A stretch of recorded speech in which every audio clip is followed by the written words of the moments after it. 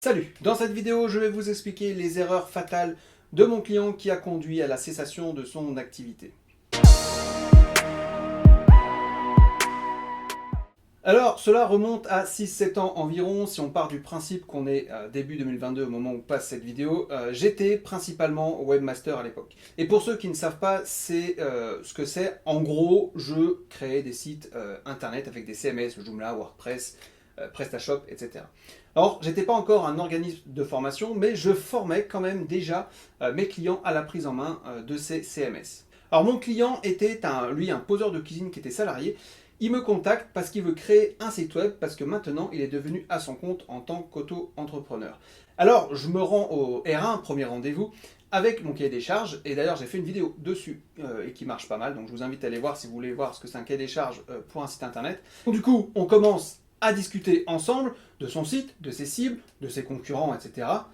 Et là, je me rends compte qu'en fait, mon client, il ne s'est pas renseigné. Il n'a aucune info à me donner. Et là, je suis sous le choc et en gros, c'est sa première grosse erreur. Alors ensuite, je lui demande, ok, bon, pour qui il est votre site? À qui il s'adresse? Quel contenu vous voulez mettre? Quel ton vous voulez utiliser? Etc. J'essaie de trouver les infos. Et en fait, non, il veut juste quelques photos de ses réalisations avec un bouton contact. Alors, bon, pourquoi pas, au final, ce sont des choses qui sont indispensables pour un site.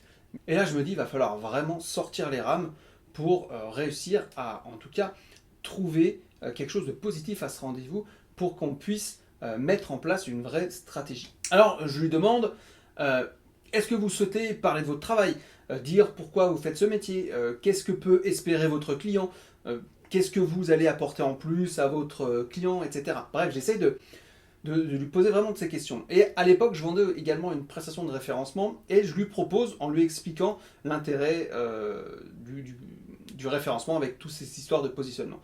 Et là aussi, il n'avait pas réfléchi à tout ça, il n'en savait rien. Je précise que je l'avais eu au téléphone et que je lui avais dit oralement, évidemment, de préparer tout ça. Et je lui ai également fait un mail récapitulatif de ce qu'on aurait besoin pour ce premier R1. Voilà, histoire que quand on commence le premier rendez-vous, on ne perd pas de temps, comme là, toutes les questions que je viens de poser et que je me rends compte, en fait, il n'a pas bossé du tout dessus. Et c'est là donc sa deuxième erreur. Alors, j'essaye malgré tout de voir avec lui, en fouillant un petit peu sur Internet, de voir ses concurrents, voir comment, en fait, lui, il va percevoir son travail.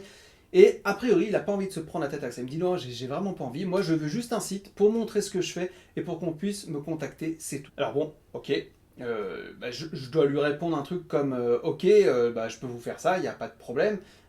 Mais est-ce que vous avez pensé à votre acquisition de clients? Et là, il me dit oui, oui, c'est tout bon, j'ai du réseau et le bouche à oreille fera le reste. Alors bon, ok, dans ma tête, ok, ok, moi je suis que webmaster, il veut pas faire de stratégie différente de ce qu'il a en tête, pourquoi pas?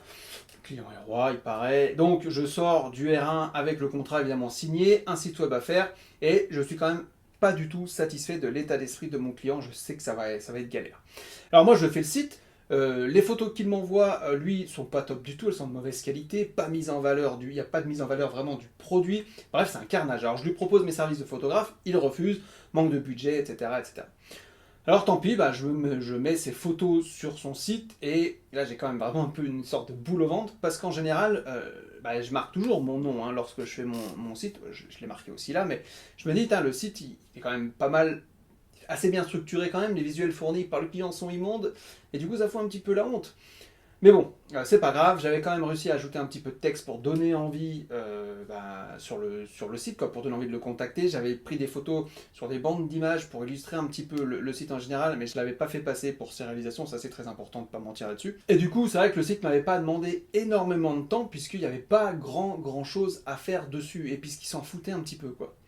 Lui, ce qu'il voulait vraiment, c'était je veux un site pour un site, qu'on me contacte, qu'on voit ce que je fais, et il comptait vraiment sur le bouche à oreille. Donc du coup, je fais le site, et puis une fois que c'est terminé, je lui montre, il valide, il n'y a aucun problème là-dessus, rien à dire, il était content. Donc moi, c'est vrai que je suis pas vraiment satisfait, je suis quand même un peu mal à l'aise, et je le rappelle que je reste évidemment à sa disposition s'il veut faire du référencement, s'il veut prendre des photos, s'il veut que je l'aide à rédiger du contenu pour se présenter, pour présenter son activité, enfin pour se mettre en valeur, quoi. Et donc du coup, arrive évidemment le résultat de cette anecdote.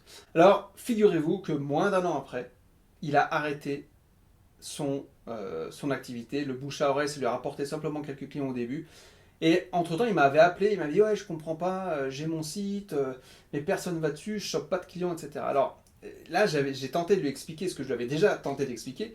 Je lui ai dit que c'est normal, mais bon, voilà. Je lui propose du coup à nouveau de l'accompagner, de tenter de redresser la barre, mais bon, il n'avait pas le budget, il n'avait rien du tout, donc voilà. Voilà comment, avec ces 2 erreurs fatales, il a raté le démarrage de son entreprise. Alors, en soi, bon, il faut toujours se planter, c'est comme ça qu'on apprend, c'est comme ça qu'on rebondit. Un gamin, quand il tombe, il se relève, il tombe, il se relève, etc. Mais il faut également écouter les conseils des personnes qui sont déjà dans la partie. Et pour finir, une 3e erreur, mais qui n'est pas fatale au final pour lui, mais qui coûte quand même un peu d'argent. Quand je suis arrivé, il avait déjà fait, au R1, il avait déjà fait imprimer ses cartes de visite, ses flyers, etc. Alors que on n'avait pas encore fait le site, on n'avait pas l'adresse, on n'avait rien. Et du coup, le design qu'il avait fait, ça reflétait pas du tout la charte graphique qu'il voulait pour son site internet. Enfin bref, du coup, il n'y avait pas d'adresse mail pro, il y avait une adresse, je sais plus, c'était Hotmail ou quelque chose comme ça. En fait, du coup, il y avait tout à refaire. Et il n'a pas voulu la refaire. Il dit, oh non, c'est bon, ça suffira, je vais les écouler et je leur ferai quand j'aurai besoin. C'est-à-dire qu'il avait vraiment rien préparé en amont. Et ça, c'est une erreur que je vois tout le temps, mais très très régulièrement. Je suis tout le temps des fois sur des forums, etc. C'est pareil, les gars, ils s'étonnent, ils ont un site et ils s'étonnent que personne ne vient, mais parce qu'il n'y a pas de stratégie, parce qu'il n'y a rien qui est fait en amont, il n'y a rien qui est réfléchi en amont. Et ça, c'est terrible. Alors, j'espère que cette anecdote servira à certains d'entre vous et surtout elle vous servira à ne pas faire les mêmes erreurs. N'oubliez pas, clarifier, bâtir, attirer. Ça, c'est hyper important. Alors maintenant, la question que je me pose, moi, c'est est-ce que j'aurais dû accepter le contrat? Avec le recul, je pense que si c'était à refaire, je re-signerais quand même. Après tout, c'est un contrat. Mais je serais peut-être plus ferme dans la stratégie à adopter. Après tout, moi je m'étais seulement présenté en tant que webmaster et non pour être le gars qui va mettre en place une stratégie numérique.